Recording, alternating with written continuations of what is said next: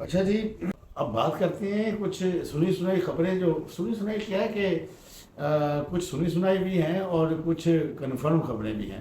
وہ اس طرح سے ہے کہ پی ٹی آئی پر پابندی کے حوالے سے، عمران خان کی رہائی کے حوالے سے کچھ نیوز جو ہے نا وہ مل رہی ہیں کہ پی ٹی آئی پہ پابندی لگنے جا رہی ہے اور عمران خان کی رہائی شاید اگلے 5 سال نہ ہو سکے. تو یہ بات ایکچولی ان کے جو سیکرٹری صاحب ہیں، سیکرٹری اطلاعات رؤوف حسن صاحب، یہ ایکچولی انہوں نے کی ہے. انہوں نے کہا ہے کہ، اور یہ ایک بات تھوڑی سی آپ ذہن میں رکھ لیں کہ جو اپنے رؤوف حسن صاحب ہیں نا، ان کی جب بھی کوئی نیوز جو بھی انہوں نے کبھی دی ہے اس کو کسی نے ڈینائی نہیں کیا، نہ کبھی کسی لیڈر نے ان کی اپنی جماعت میں سے، اور نہ ہی کبھی عمران خان صاحب نے. اس کا مطلب یہ ہے کہ وہ جو بھی نیوز دیتے ہیں وہ کنفرم نیوز ہوتی ہے، وہ کسی مطلب کنفرمیشن کے بعد ہی دیتے ہیں. تو جناب انہوں نے کہا ہے کہ صورتحال مجھے نظر آ رہی ہے اور میں دیکھ رہا ہوں، اس سے لگتا ہے کہ پی ٹی آئی پر پابندی لگنے جا رہی ہے. یہ ان کا کہنا ہے. اگر پی ٹی آئی پہ پابندی لگ گئی تو پھر تو تباہی مچ جائے گی. تباہی اللہ خیر کرے گا، تباہی نہیں مچتی، کیونکہ ہم اصل میں ساتھ ساتھ اپنا بھی اوپینین ساتھ دیتے رہتے ہیں. انشاءاللہ تباہی نہیں مچتی. ادھر بے نظیر جیسی لیڈر ماری گئی سڑک پہ، بھٹو جیسے لیڈر کو انہوں نے پھانسی لگا دی، تو کوئی تباہی نہیں مچی. تو اب کیا تباہی مچنی ہے؟ ٹھیک ہے، اگر بھٹو کی پھانسی کے آگے اس وقت 5,000 بندہ 10,000 بندہ بھی لیٹ جاتا تو بھٹو کو پھانسی ہو سکتی تھی؟ نہیں ہو سکتی تھی. مگر نہیں، لوگ جب نہ نکل رہے ہوں تو کچھ بھی نہیں ہوتا. ابھی سچویشن یہی ہے، تقریباً 10-12 کالیں پی ٹی آئی نے دی ہیں اور 10-12 کالیں فیل ہوئی ہیں، بندے نکلے ہی نہیں. تو اس لیے کوئی تباہی شباہی بچنے والی کہانی خیر کوئی نہیں. وہ کہتے ہیں جی حکومت کا خیال ہے کہ عمران خان صاحب کو 5 سال تک باہر نہ نکلنے دیا جائے، جیل میں رکھا جائے. جس طرح کہ ہمارے عمراندار ججز ہیں، وہ تو اس سپیڈ سے عمران خان صاحب کے خلاف کیسز ختم ہو رہے تھے کہ مطلب کہ ایسا لگ رہا تھا کہ اور چند دنوں میں عمران خان صاحب باہر آ جائیں گے. مگر جو ایک کیس اس وقت پنجاب گورنمنٹ نے وہ دائر کیا ہے یا دائر کرنے جا رہی ہے، اس حوالے سے وہ کہتے ہیں جی کہ حکومت نے جو بغاوت کا کیس تیار کیا ہے، اس میں عمران خان صاحب کو انوالو کر کے فوج کے حوالے کیا جانے کا امکان ہے، اور اس میں سرکار مدعی بنے گی. اس کیس میں یہ جو بغاوت کا کیس ہوتا ہے، اس میں سرکار جو ہوتی ہے نا وہ مدعی ہوتی ہے، یعنی کہ پنجاب کی سرکار مدعی ہو سکتی ہے.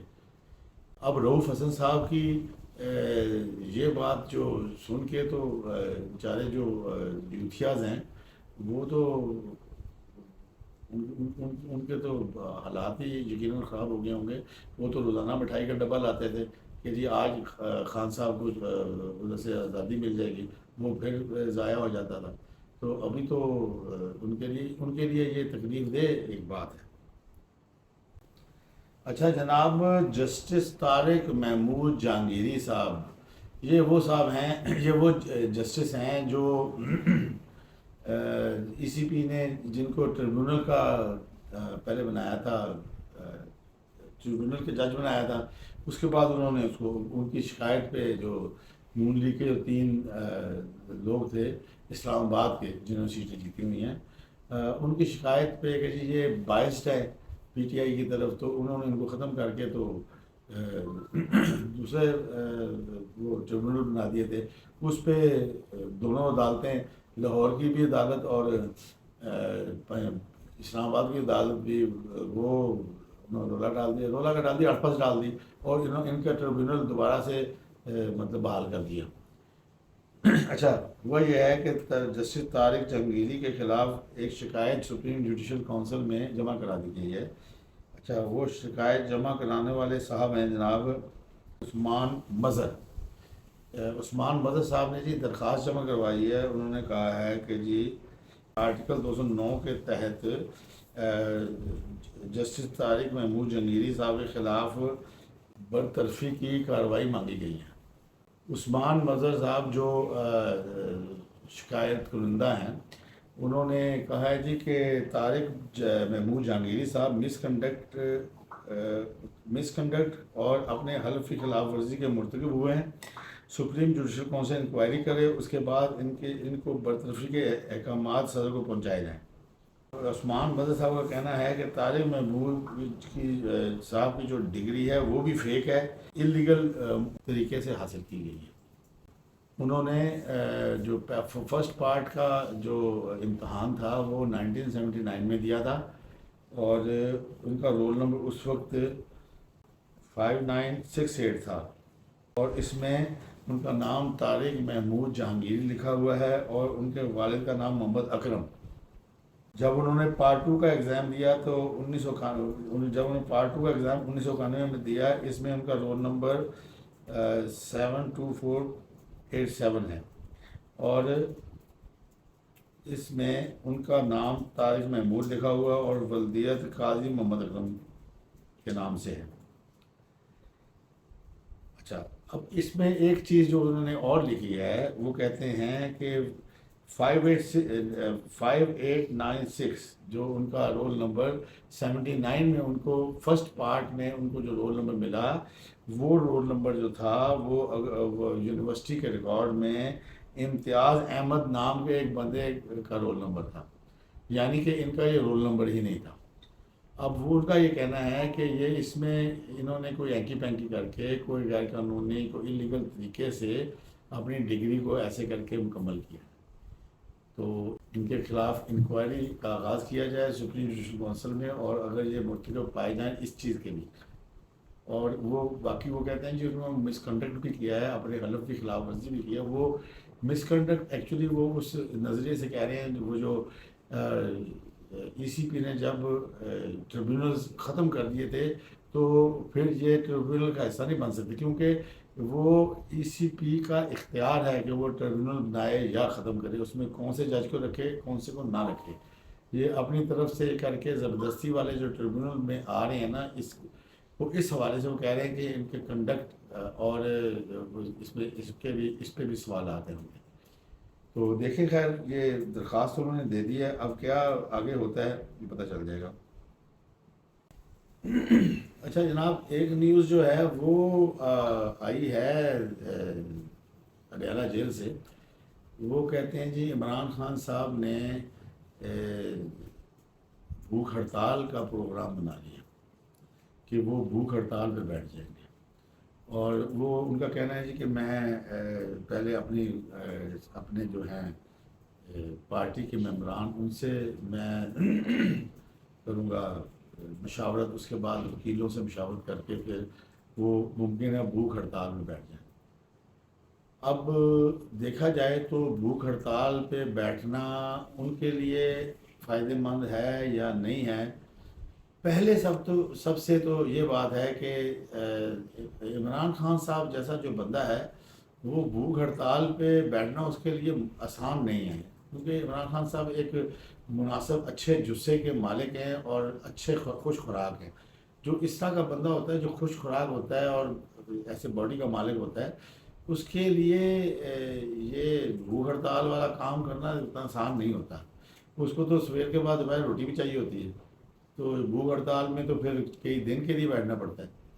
تو ہاں، ایک ضرور بات ہوتی ہے کہ یہ بھوک ہڑتال جو ہوتی ہے یہ ایکچولی حکومتوں پہ اور جن لوگوں پہ وہ اس کا وہ کرنا چاہتے ہیں امپیکٹ ضرور ہوتا ہے، اور وہ اگر حکومت اس میں اگر تھوڑی سی لینینسی دکھا گئی تو عمران خان صاحب جیت گئے، اور اگر عمران خان صاحب بھوک ہڑتال بیچ میں ختم ہو گئی تو حکومت جیت گئی۔ تو یہ ایسا کی سچویشن ہوتی ہے۔ تو اب کچھ کہا نہیں جا سکتا کیا ہو۔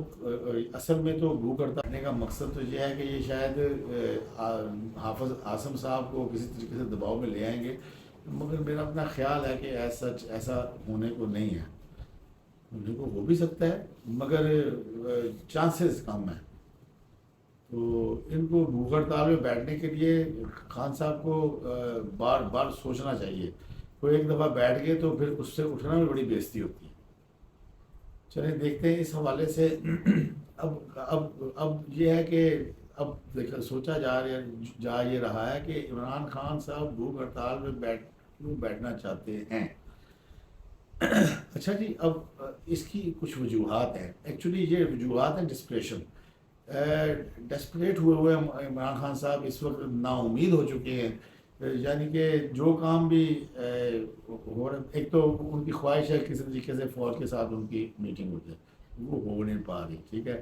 اس کے بعد ابھی آج سے کچھ پتہ چلا ہے کہ ایک آدھے دن سے تھوڑی سی جیل میں بھی سختی ہوئی ہے. عمران خان صاحب کو وہ دو پارٹیاں ملنے آئی تھیں جن کا عمران خان صاحب کہہ رہے تھے جی میں ان کا آپس میں صلح کروا دیتا ہوں. پی ٹی آئی کے دو جو گروپس ہیں تو ان کو ملنے نہیں دیا گیا. 3-4 گھنٹے وہ بندے بیٹھے رہے ادھر، عمران خان صاحب کو ملنے نہیں دیا گیا. اور انہوں نے کہا جی کہ یہ روز روزہ کام نہیں ہے، مذاق ہی سمجھ لیا اس نے.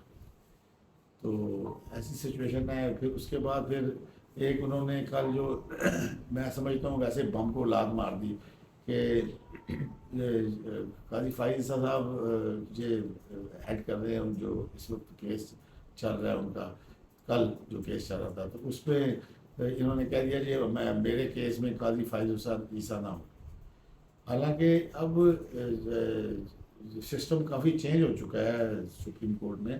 پہلے تھا جس وقت عمران دار ججز تھے نا، عمران دار چیف جسٹس بھی تھے، عمر عطا بندیال صاحب، تو وہ تو 3 بندوں کے علاوہ چوتھا بندہ بینچ میں رکھتے ہی نہیں تھے. تو وہ سامنے پتہ چل جاتا تھا اس کا فیصلہ کیسے آنا ہے. اچھا، وہ پھر گورنمنٹ نے ایک پریکٹس اینڈ پروسیجر بل پاس کیا تھا جو کہ انہوں نے ہیلڈ کر دیا تھا اس کو، مطلب چلنے نہیں دیا تھا. تو اس کے بعد جب قاضی فائز صاحب آئے ہیں تو انہوں نے وہ پریکٹس اینڈ پروسیجر بل کو اوپن ہیئرنگ میں سنا اور اس کے یہ فیصلہ دے دیا کہ جی یہ تو کیا اسے کہتے ہیں وہ قانون بن گیا ہے. اور ہم قانون جو پارلیمنٹ قانون بنائے گی ہم اس میں کوئی اڑ پس نہیں کر سکتے. تو وہ پریکٹس اینڈ پروسیجر بل جو ہے وہ اب امپلیمنٹڈ ہے. اب اس میں صرف چیف جسٹس کا اختیار نہیں رہ گیا کہ بینچ بنانا. اب چیف جسٹس کے ساتھ 2 سینئر 3 جج منصور علی خان صاحب ہیں میرا خیال ہے، اور دوسرے ہیں اپنا منیب اختر صاحب. یہ 3 مل کے وہ بینچ بناتے ہیں. یہ تینوں کی مرضی سے بینچ بنتے ہیں. تو ابھی وہ سچویشن نہیں ہے کہ کوئی ایک چیف جسٹس بناتا رہے. تو ابھی دیکھیں آگے یہ معاملات کیسے چلتے ہیں. جیسے کوئی نیوز آئی تو پھر آپ کو انشاءاللہ تعالیٰ اس کے حوالے سے انفارم کریں گے.